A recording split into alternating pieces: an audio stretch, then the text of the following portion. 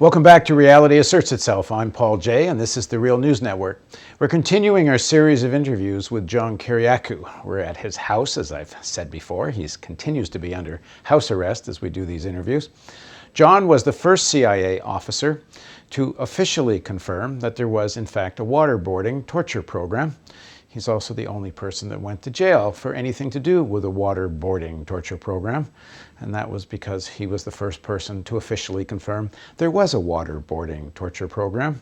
Unfortunately, the people who were actually doing the waterboarding and ordering the waterboarding didn't go to jail and never kept him any company in jail. Thanks for joining us. Thanks for having me. So let's pick up our story from that. Why did the CIA target you?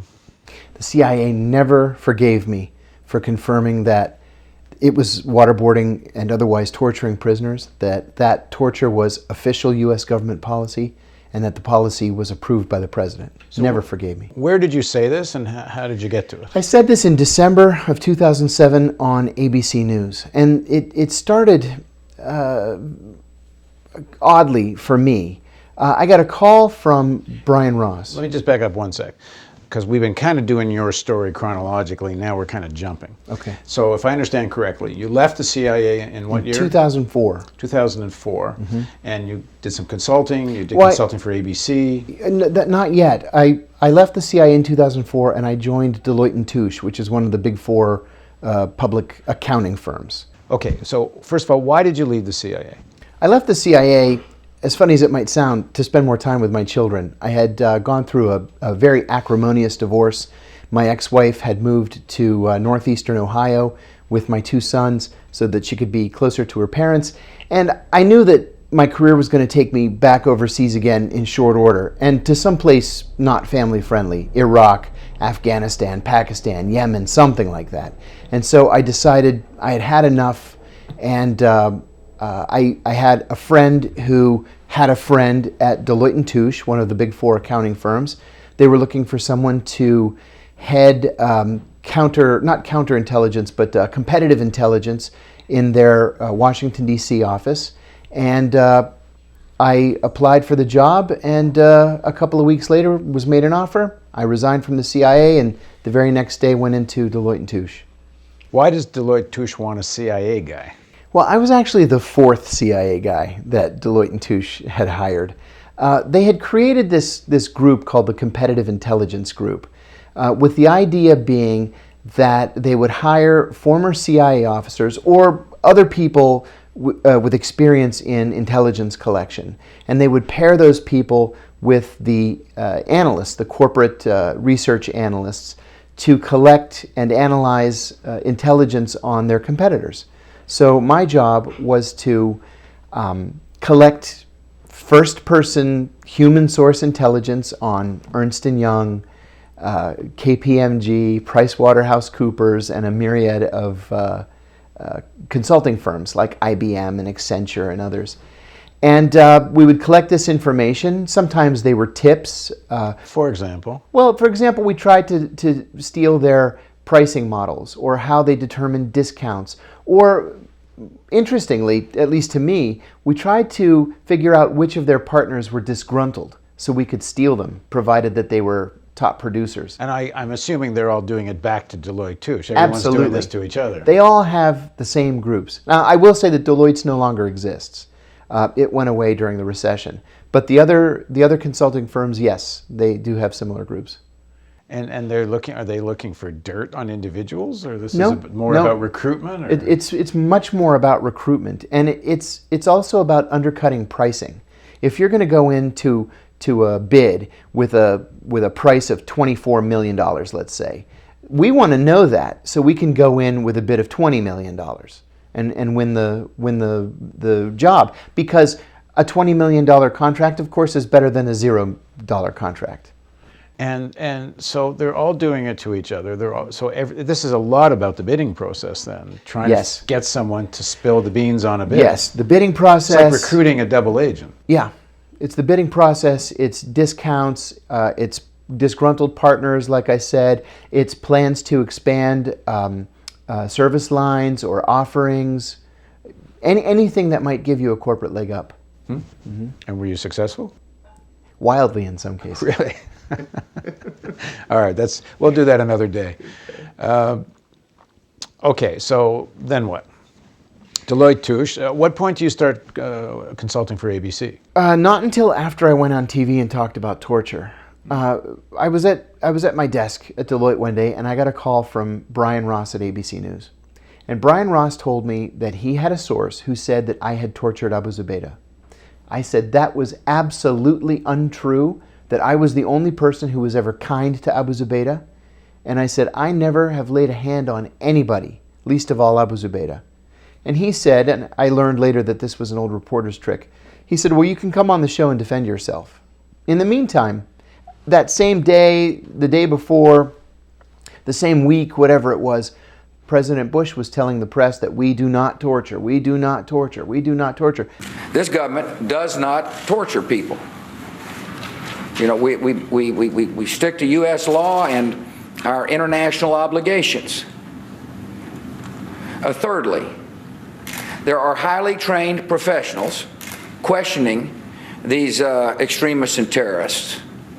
In other words, we got professionals who are trained in this kind of work to get information that'll protect the American people. And by the way, we have gotten information from these high-value detainees that have helped protect you.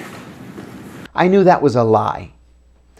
And then later he said that we don't torture, but if there is torture, it's the result of a rogue CIA officer or a rogue operation. I knew that was a lie. So I went on ABC News, and he never even asked me on camera if I had tortured Abu Zubaydah. He just went straight into the torture. And at the time, I felt that waterboarding was something that we needed to do. And as time has passed, and as September 11th has moved farther and farther back into history, I think I've changed my mind. And I think that waterboarding is probably something that we shouldn't be in the business of doing. Why do you say that now? Because we're Americans and we're better than that. But at the time, you didn't feel that way. At the time, I was so angry, and I wanted so much to help disrupt future attacks on the United States that I felt it was the only thing we could do. And with Zubaydah, you think that was successful? It was. And we have reported that Khalid Sheikh Mohammed was also waterboarded. I was out of it by then, but it's my understanding that he was also waterboarded. But those were really the only two? To the best of my knowledge, yes. And bottom line, as you sit here now, do you think that was worth it? Yes. Did it compromise American principles, or did it save American lives, or both? I think both. It may have compromised our principles, at least in the short term.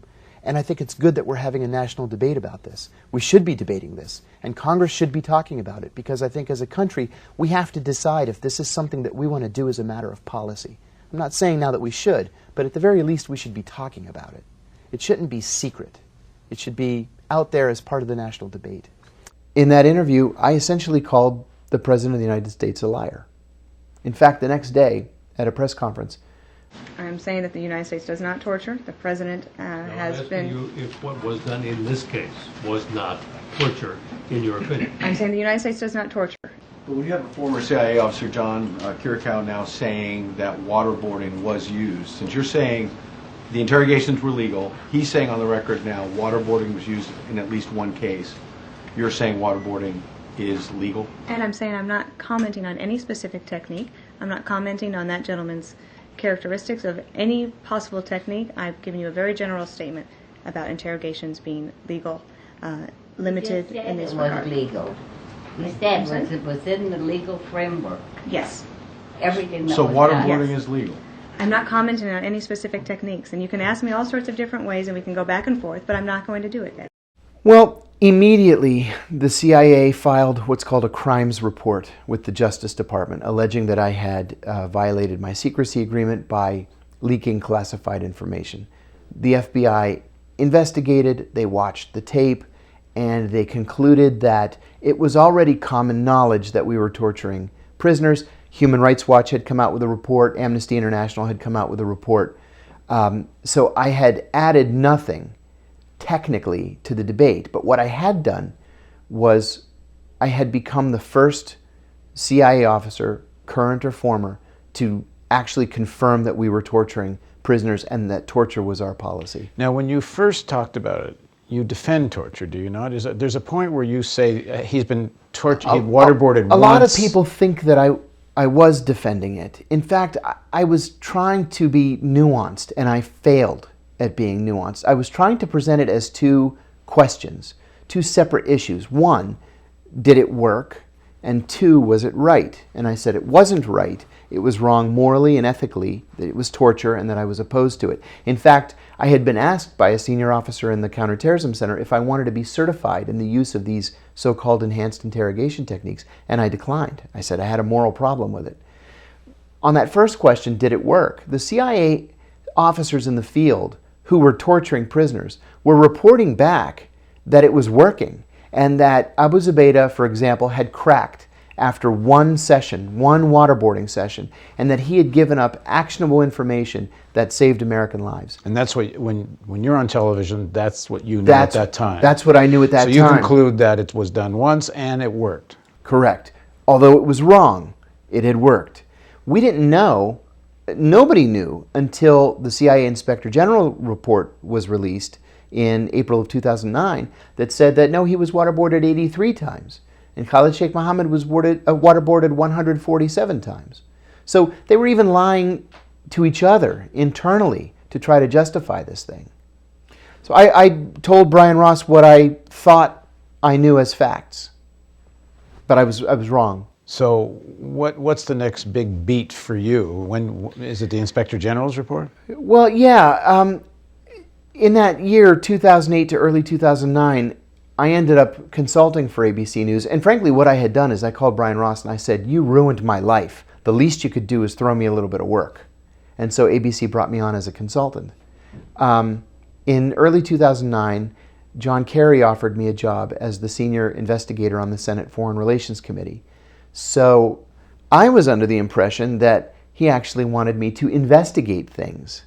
And I ran into even more trouble with the CIA in that job. Now, between going on TV and acknowledging that there is torture, they open a file on you, and the Inspector General's report and Kerry's job, how actively are they pursuing you, and how aware are you of it?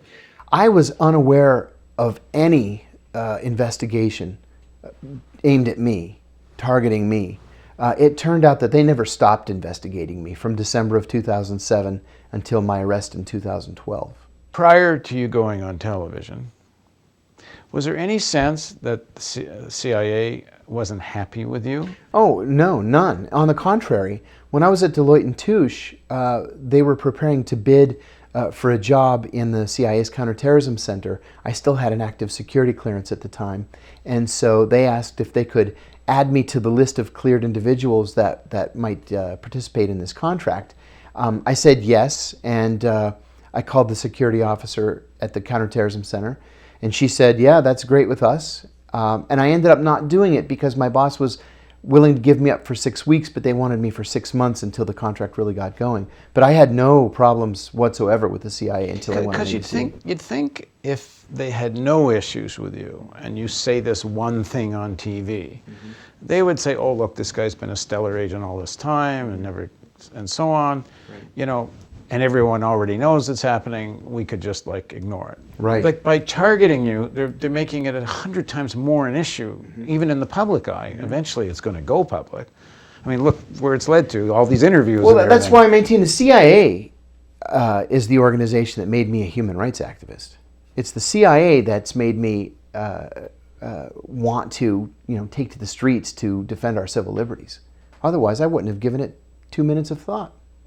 But you're exactly right. And even if they were angry, there are other cases of CIA officers, current CIA officers, exposing classified information. And what happens to them is they get a letter in their file and they don't get promoted for a year. They don't get 7 felony charges or 5 felony charges. So I go back to my first question. Why target you in this way? I think that the targeting came from inside the Counterterrorism Center. It wasn't necessarily the CIA as an organization, as a whole. It was CTC. CTC was run by cowboys and hard asses. And I think that they were so furious that what I had done was unforgivable. that they are the ones who asked the Justice Department to go after me. CTC is this thing we see on this TV show 24, right? Yes. That's I mean, does it bear any resemblance to reality, the 24 room? No. The Room, no. No, that's all Hollywood.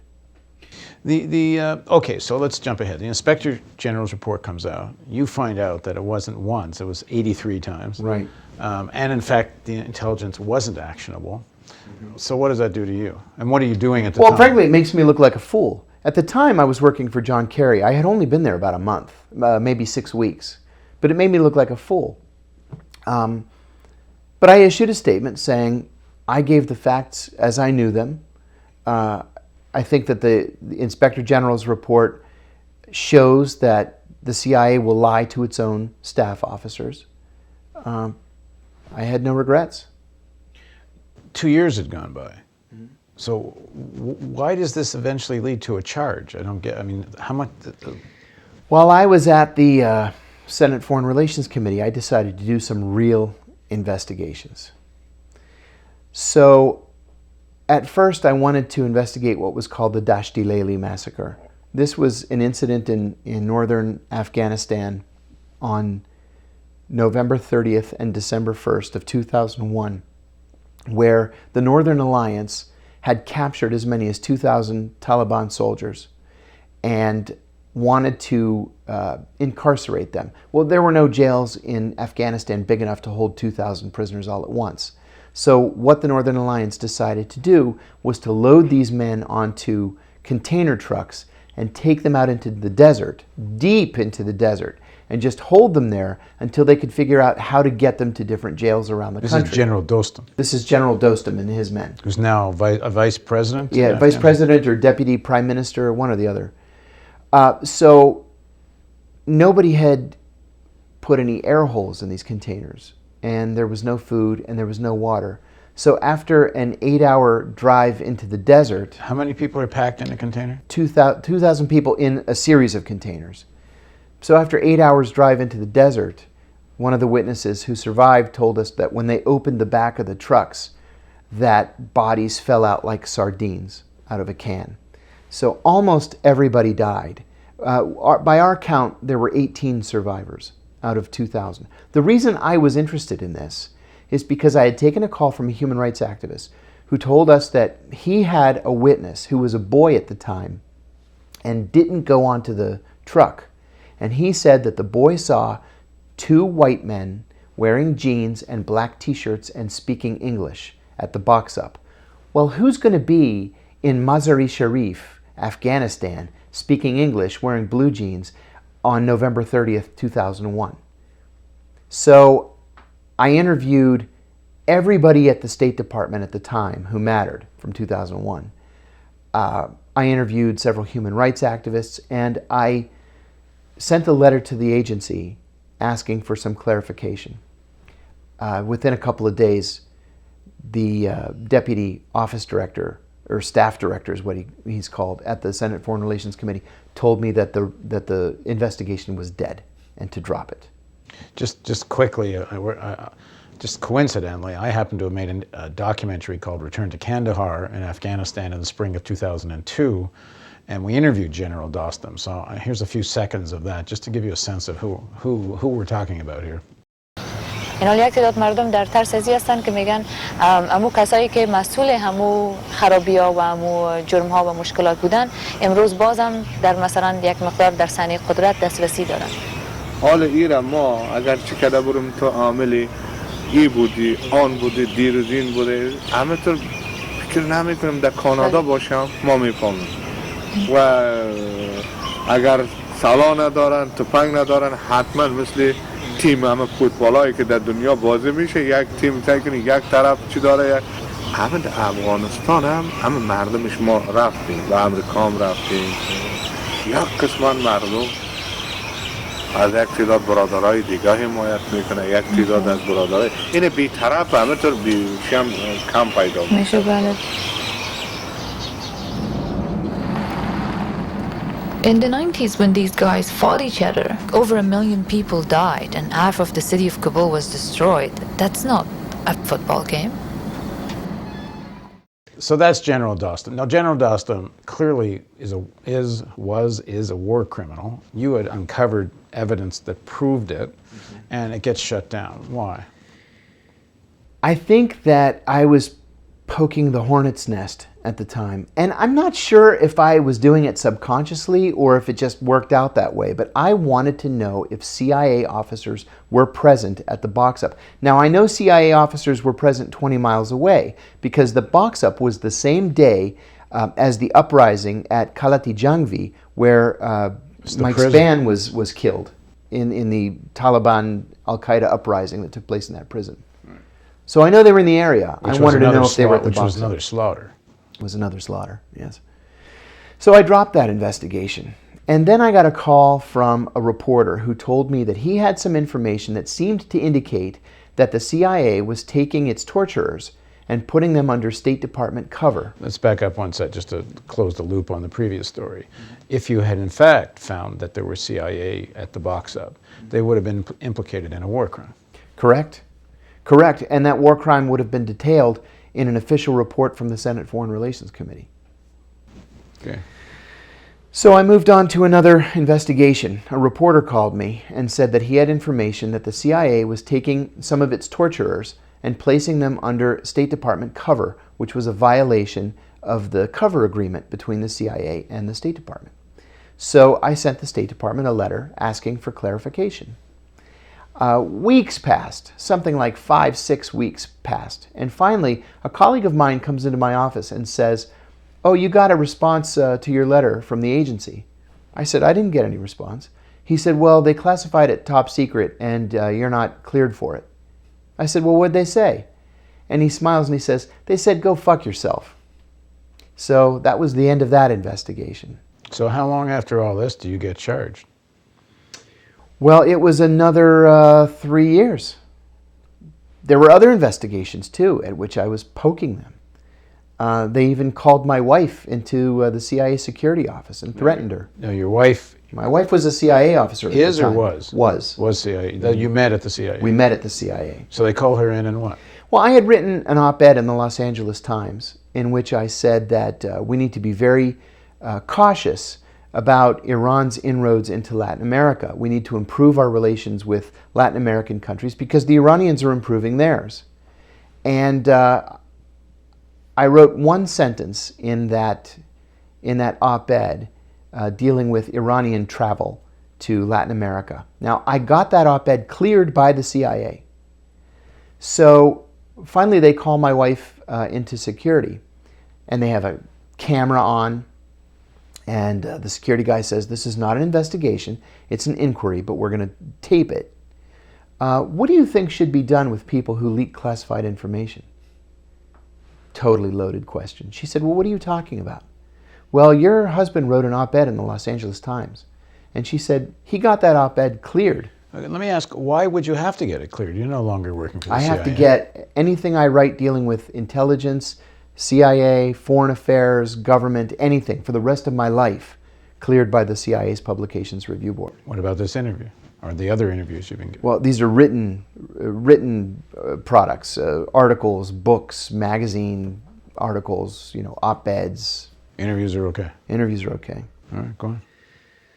So she said, "Well, he got that cleared by the Publications Review Board." And the guy tells her, "And we really appreciate that.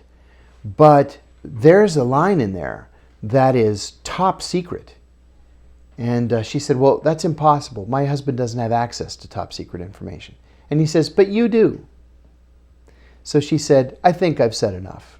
And she got up and walked away. What was the line? Well, it was that Iranians no longer need visas to travel to Bolivia. What? So This is top secret? She was very upset. And she called me, and I told her, "Take it easy." I said, "Do you know where I got that information?" And she said, "No." I said, "I got it from the Bolivian Foreign Ministry's website. It's on the website." And why on earth would it be secret anyway? I told her, one thing that you may want to tell them is, number one, apparently nobody in the CIA speaks Spanish, first of all. Secondly, they apparently have a source who's selling them press and calling it intelligence. So they were upset about that. Well, they're out to get you at this point. At that point, they were out to get me. But I didn't think that this would result in any kind of criminal charges. It's almost sounding like when you go public on the torture issue, they open a file. Yeah. It's this stuff where they really decide we have to shut this guy up. Well, it got much, much worse. Toward the end of my stay at the Senate Foreign Relations Committee, there was an incident that I'll tell you about. Part of my job was to have... Okay, hang on. Yeah. This is going to be a cliffhanger. You got to join us for the next part to find out what happened next on Reality Asserts Itself on the Real News Network. Thanks for joining us.